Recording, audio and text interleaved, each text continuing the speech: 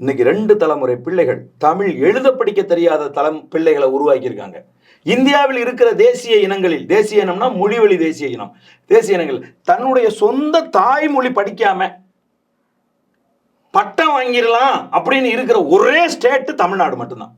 தமிழ்நாட்டில் நீங்க தமிழ் படிக்க தேவையில்லை. 1ஆவதுல இருந்து டிகிரி வாங்குற வரைக்கும் தமிழ் படிக்க தேவையில்லை. ஆனா நீங்க பட்டம் வாங்கிடலாம். கேரளாவில் வாங்க முடியுமானா வாங்க முடியாது. ஆந்திராவில் வாங்க முடியுமானா வாங்க முடியாது. தமிழ் அங்கே அந்த தாய்மொழி நீங்கள் கற்றே ஆகணும். புரியுதுங்களா உங்களுக்கு? 10வது வரைக்கும் தெலுங்கு படிச்சாகணும், எழுத படிக்க தெரிஞ்சாகணும். அப்போ நீங்கள் இதையெல்லாம் செஞ்சது யார் தெரியுமா?